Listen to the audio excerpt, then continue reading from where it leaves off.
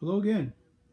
On my 21st installment, I'd like to address a message that I received from the owner's wife. And let me just read it to you.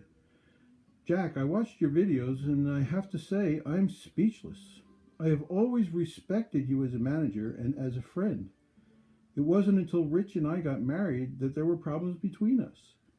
I totally don't get it, and I don't understand why.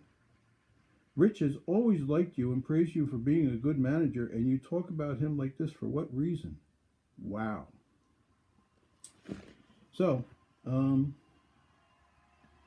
I guess the first thing that I should say is that we weren't friends.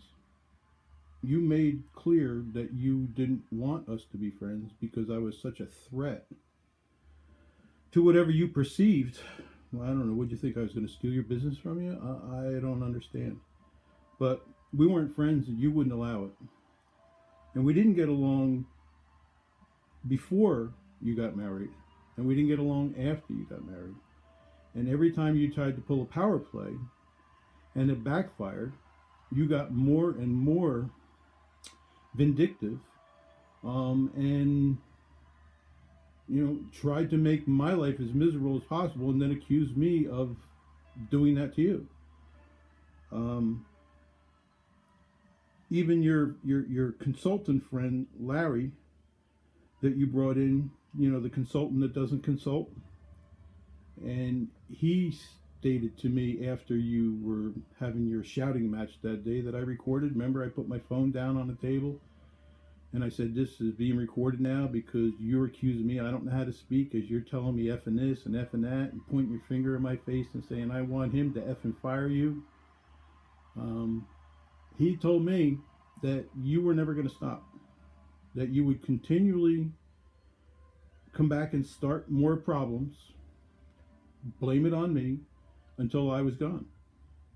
So I can reasonably say that we had numerous battles. The time that I called you a bitch, when you were, I don't even remember what it was about now. All I told you, and then you got me so frustrated that I called you an effing bitch. And right away you went running to Rich. Remember, and I had to apologize to you for that because I shouldn't call you an effing bitch.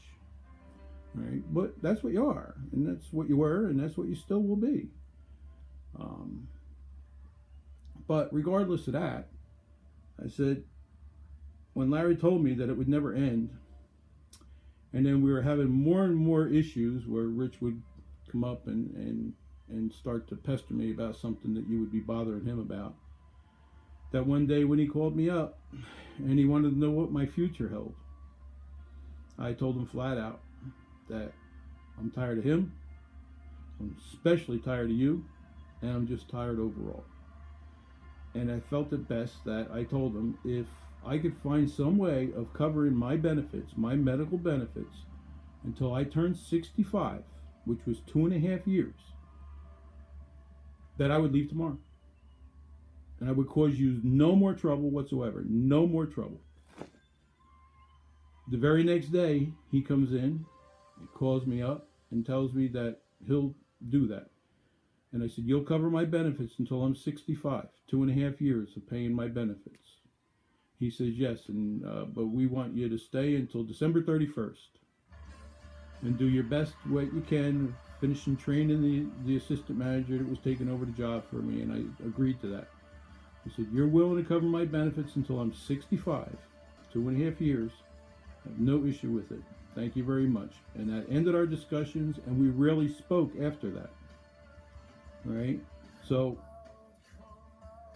how surprised was I when last August, which is a year and a half after I had retired, that I send in my first bill from when the Cobra ended and send in the first bill of the health care that I purchased, and received an email back from after I spoke to the office manager, and she said, "Send it in. Send me whatever you have, no problem. When he comes back, because he's away now, when he comes back, I'll make sure he gets it so we get it paid on time." And I said, "Okay," and I sent it in. And I get an email back from her saying, "Jack, Richard has decided that he's no longer going to cover your medical benefits. Sorry." That was the end of it. I sent him a letter, an email, and I sent him a text and told him that I thought that he was much more of a gentleman than that, and that I would expect that he would honor his word. And then he never even bothered to attempt to get back to me. And all I know is that I'm stuck paying for my benefits for the last year of something that was the only reason that I left, was that he guaranteed me that he would pay for my medical benefits until I turned 65. So you ask how I can speak anything about him, which I don't really think I said anything bad, because everything that I said is true. They're all stories that happened.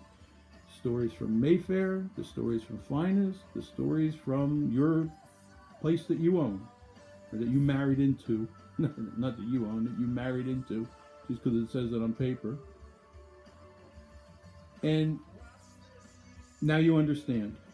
All right. I hope that explanation is sufficient, and I can let you know that I will not stop telling my stories when they come to me, because there were lots of stories, lots of things that went on in my 45 years of supermarket management, and I don't think that I'm saying anything bad. Maybe things that you don't want to hear, but I'm not saying anything bad, and I'm not saying anything that didn't happen. All right? Until our next meeting.